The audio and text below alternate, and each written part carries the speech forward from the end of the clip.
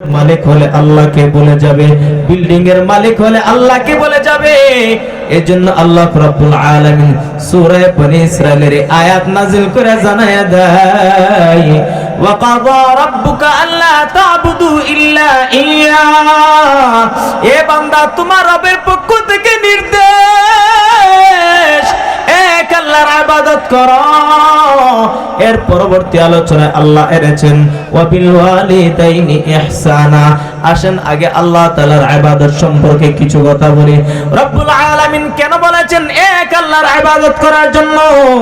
জানে বান্দা দুনিয়াতে আসার পর গায়রুল্লাহর দরবারে গিয়ে, মাজারে মন্দিরে গিয়ে চাইবে, মাজারের মধ্যে গিয়ে সন্তান চাইবে, বাবার দরবারে গিয়ে সন্তান চাইবে, হাজার দরবারে গিয়ে সন্তান চাইবে, গায়রুল্লাহর নামে জিকির করবে আর হিমহে হিমকে নামের জিকির করবে। এরা নবীর উম্মতের দল, হিমকে নামে কোনো জিকির নাই, আমার রবের নামের জিকির। আল্লাহ রাব্বুল আলামিন বলেন, ওয়া কাযা রাব্বুকা আল্লা তা'বুদু, বান্দা এক রবের ইবাদত করবা, গায়রুল্লাহর নামে কোনো সিজদা নাই, গায়রুল্লাহর নামে ইবাদত নাই, গায়রুল্লাহর নামে কোনো বندگی নাই। আমি রব তোমাদেরকে বানাইলাম, মায়ের পেটের মধ্যে রাখিয়া তোমাদেরকে লালন পালন করেছি। শীতের সময় গরম দুধ, গরমের সময় এয়ার কন্ডিশন, না ঠান্ডা না গরম, নাম্মাকে চুলার মধ্যে নিয়ে বসাই দিয়েছেন। আল্লাহু আকবার।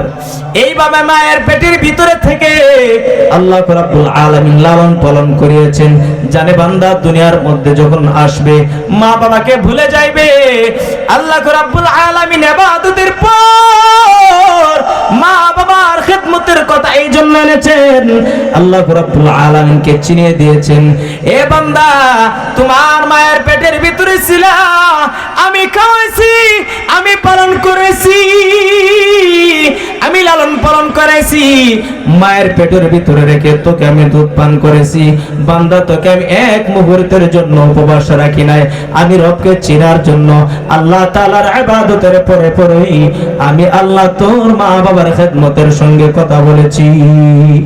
এ নবীর উম্মতের দল, গায়রুল্লাহর কাছে যাওয়া যাবে না, বাবার দরবারে যাওয়া যাবে না, পীরের দরবারে যাওয়া যাবে না। সন্তান নাই, মালিকের দরবারে সালাতুল হাজত নামাজ পড়ে যাও। হে রব, বিবাহ করেছি, সন্তান হয় না, আমাকে সন্তান দাও। আল্লাহ রাব্বুল ইজ্জতের কাছে, আল্লাহ রাব্বুল ইজ্জত ওয়াল জালালের কাছে চাইবেন, রব্বি হাবলি মিনাস সালিহিন।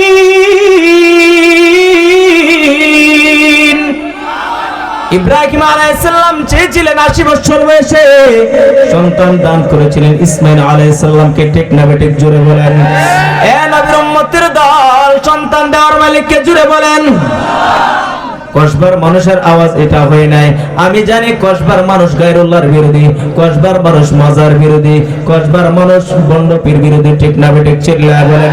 কসবার মানুষ কোরআন প্রেমিক, গায়রুল্লাহকে দেখতে পারে না, মাজারের পূজা দেখতে পারে না। সুতরাং আল্লাহু আকবার নামের ধ্বনিটা একটু জোরে বলেন, আল্লাহু আকবার। জোরে বলেন, আল্লাহু আকবার। এ নবীর উম্মতের দল, আল্লাহ রাব্বুল আলামিন বলেন, ওয়া কাযা রাব্বুকা আল্লা তা'বুদু ইল্লা ইয়্যা। তোমার রবের পক্ষ থেকে নির্দেশ। এখানে আল্লাহ কয়েদ লাগাইছেন, রবের পক্ষ থেকে নির্দেশ, এক আল্লাহর ইবাদত করো। কারণ জানে দুনিয়াতে আসার পর মানুষ জড়াওয়ালা দেখলে মনে করবে এটা প্রভু, বালচিসা দেখলে মনে করবে প্রভু, লাল কাপড় বালতিওয়ালা ঘুঙ্গুরওয়ালা মানুষ দেখলে মনে করবে প্রভু। এই জন্য আল্লাহ জানাই দেন, তোমার রব হলো আল্লাহ। বান্দা রবের সঙ্গে শিরিক করবি না, রবের সঙ্গে শিরিক করবা না, আল্লাহর সঙ্গে শিরিক করবা না। সূরা লুকমানের মধ্যে আল্লাহ রাব্বুল আলামিন জানাই দেন, ইয়া বুনাইয়া লা তুশরিক বিল্লাহ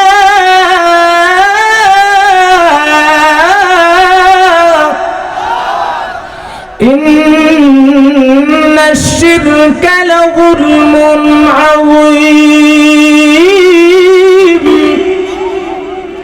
আল্লাহ রাব্বুল আলামিন সূরা লুকমানের মধ্যে এই আয়াত কেন নাযিল করলেন? লুকমান হাকিম আলাইহিস সালামের সন্তানকে এই নসিহতটা করেছিলেন, ইয়া বুনাইয়া লা তুশরিক বিল্লাহ, হে বৎস, হে সন্তান আমার, হে ছেলে আমার, তুমি আমার আল্লাহর সঙ্গে শিরিক করবে না। লুকমান